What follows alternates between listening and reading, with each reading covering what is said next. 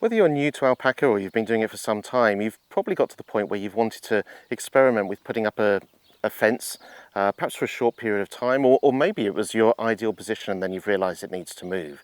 Now, I'm a great fan of traditional wooden wire fences, but sometimes having a fence that can be relocated is a huge benefit, especially on a small lifestyle, small hold type property, or where you might just be getting used to alpacas and then you might be increasing the size of your herd, you might want to change the way you're going to handle them. So we're going to be looking at Y-post, steel post, waratah. They have different names, but it's essentially a metal post that we can put into the ground and easily lift out again. There are a number of different ways of using them for attaching wire, maybe even attaching sheep netting to them if you need to. And it's a great way of just being able to put up a fairly temporary fence, or a fence that might be there for a number of years and then will just change as your needs change. So what we're going to focus on today is just how we get these into the ground nice and easy and how we get them out again. In future episodes, we're actually going to be looking to change this fence completely because this paddock is going to be repurposed. This fence is going to be moved across just a couple of meters, maybe 10 feet across, and it's going to be creating a race, a narrow area that we can move our alpaca very easily up to the yards that are there behind me. So what we're going to start doing is just having a look at how we get these in and what the tools are and just how easy it is to be able to install and then reinstall a steel post, Y-post, waratah type of fence. Before we get started, if you're getting value out of this channel, please do go ahead and like the videos, and if you could subscribe and hit that bell button, you'll be notified for future ones too. Right, let's get this waratah in the ground. We're going to use a rammer, and this is a really heavy piece of metal. They come in different sizes. It's hollow through the centre, sealed at the top, a couple of easy handles for holding, and there's a small notch here, and that just helps us to line it up with the Y-post.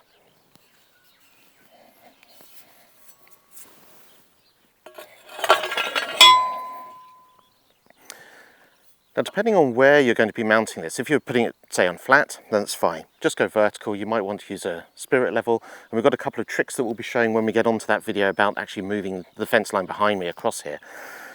If you're doing it on a slope, you typically want to go at 90 degrees to the ground as well. Now, this is really going to depend on the type of terrain you've got, and we'll be talking about some of those in future videos too. But one thing you do want to do is to make sure that your fence line is absolutely perfectly straight, because when we start to put some tension on these wires, it would have a tendency to pull it one way or another. So although the angle to the contour of the ground might be variable, keeping that fence line dead straight. For now, we're just going to be looking at how we get these into the ground and how we get them out again.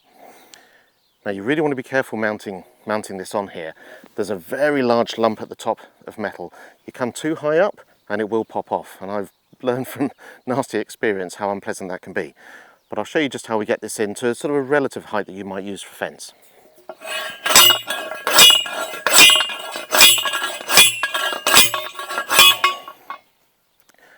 That's now well and truly into the ground. We've got a very good topsoil here for about a foot, 30 centimetres.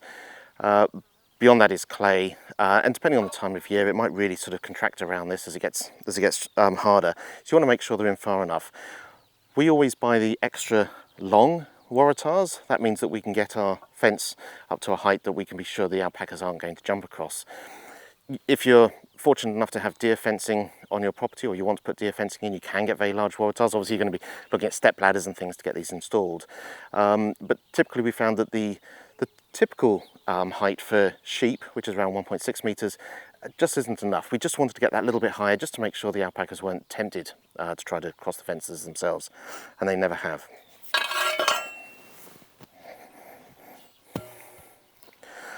Okay, this is now in the ground, and it's pretty solid. There's quite a bit of flex on these, and that's a benefit. I mean, for one, as we're starting to put that tension in, it means that they can sort of find their own home. It's not like wood, where it might be sort of put under various stresses. Alpaca don't tend to lean against fences. They don't put a lot of strain on them, but they can. And if they do, then you know that this steel, it's just going to bounce back. It's not going to do any harm. And if you need to, you could potentially come back and sort of straighten it up again. There's two ways that we can attach a fence to this. There are a number of holes in them, and something to be careful of. If you're buying waratahs, it's good to buy them in a single batch, or Y-post, steel posts, other names, to make sure that the hole spacing is the same. We have had the issue before that as you're wiring them up, you might find that the holes are in a slightly different position when you get to the next post. So just make sure that you've got exactly the same ones, or you're buying from the same vendor each time. So the next thing we need to show you is how we get this out the ground. Relatively straightforward process. Let's see if we can do that now. So we position the tool here where we're just relying on the grip that we've got around the back and front here. This is really just some very strong steel, and we're going to be using the leverage here to be able to put the force in. Let's see how that goes.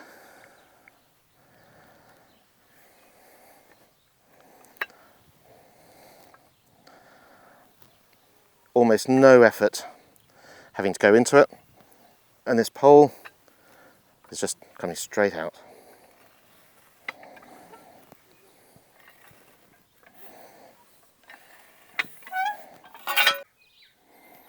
And there we have it, a Y post, steel post, put into the ground so it's nice and strong, ready for some fence wires, and taken out again as easy as that, using just two simple tools. So if you haven't tried them yet, give this a go. It's a fantastically fast way of putting your fences together, and you don't have to worry about whether you get it right or not, because you can always change your mind later. And we've certainly found as our herd has grown that we've done exactly that. Thank you very much for watching, and please do like this video. Thank you. Goodbye.